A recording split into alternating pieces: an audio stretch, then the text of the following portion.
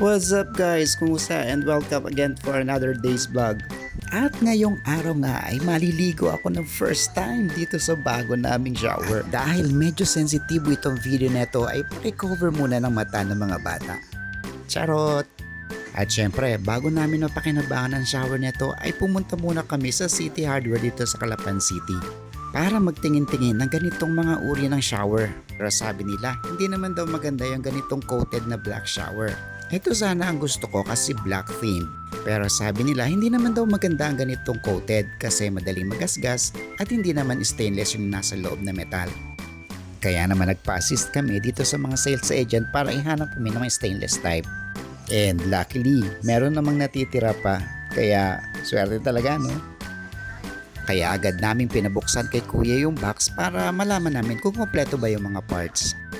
At isa-isa na niyang inilabas ang mga parts doon sa loob. At para makita na rin namin kung ano ba ang magiging itsura nito kapag nailagay na sa bathroom. Yung ganitong style ng shower ay nakikita ko lang sa TV. Kaya sabi ko, gusto ko rin magkaroon ng ganito. Nagtingin-tingin na rin nga pala kami ng bidet. At ito yung una kong napili. Sabi ko, simple lang yung style. Pero nung nakita ko ang presyo, umayaw na ako. Sabi ko, wala bang mas mahal dito? Kaya nag-ikot-ikot ulit kami at nakita ko itong isang ito. Perfect kasi stainless din siya. At yan, mas mahal naman talaga. Kaya go na ako dito. Sabi nga nila, mas mahal, mas maganda ang quality. O, esan ka pa. Kaya eto, binayaran na ni Mrs. lahat at kami umuwi na. Pansamantala, inilapag muna dito sa sahig ang aming mga pinamili. At dahil hindi pa rin naman magagawa kasi wala pa magpapanday, ay nag-wait muna kami na until weekend. Kaya eto, ay nagsimula nang i-install ang aming bagong biling shower. Kaya shoutout kay Alvin na napakahusay namin tubero at kay Tita Sel na aming architect. So excited ka na ba? Kaya tara at pasukin na natin ang aming bathroom. Tada! Wow! Ayan, naka-install na. Excited na rin akong itry kung ano bang feeling habang naliligo dito sa ganitong uri ng shower. Yung nakikita nyo guys na brown, parang kahoy, actually PVC yan. At ang tawag yata dyan ay textured PVC board. Pero hindi ako sure ha. Marami nang nagdi-DIY ng mga ganyan. Ito naman yung bidet namin. So stainless din ito. Kaya matibay. Maganda yung quality. Try natin palabasin yung tubig. Ayan. So yung labas ng tubig hindi siya masyadong malakas yung pressure, no? Kasi meron ako nakikita pag pinisil mo talagang mapapatayo ka siguro pag lumapat sa puwet na ito. Dati kasi ang nakalagay diyan sa wall ng aming CR ay kahoy na cabinet. Pero dati wala namang plano na lalagyan ng cabinet. Pero napilitan lagyan para i-cover yung tubo ng aming aircon. Kaya nag-isip si architect kung paano matatakloban yung nakausling tubo. Yan ang naging resulta. Not bad naman, di ba? Kaya testing, 1, 2, 3.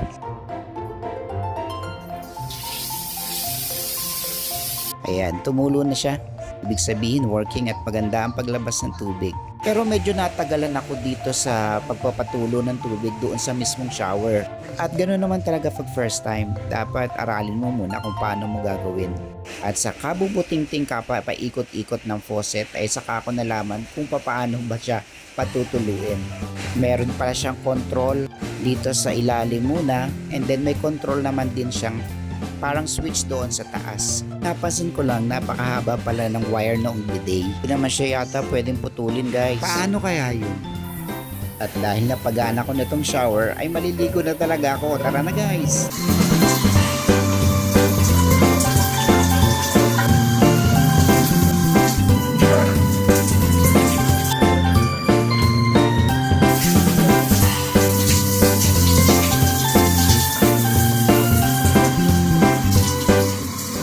Sarap maligo kasi malakas yung bagsak ng tubig.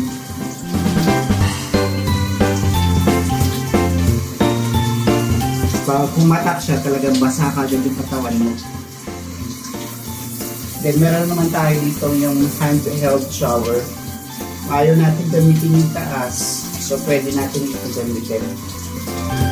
Switch back lang natin. And then, yeah.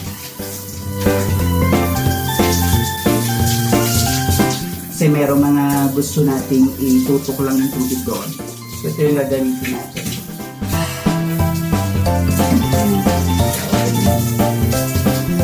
So, yung pinili naming material for the shower ay stainless. Dahil sabi ng aming designer ay kung pipili kami ng mga material para dito nga sa shower nito, mas maganda daw na piliin yung stainless kasi matagal siya, matibay talaga, hindi siya nagra-rust, and then kung papalit kami if ever magkaroon ng diferensya ay matagal na. Okay,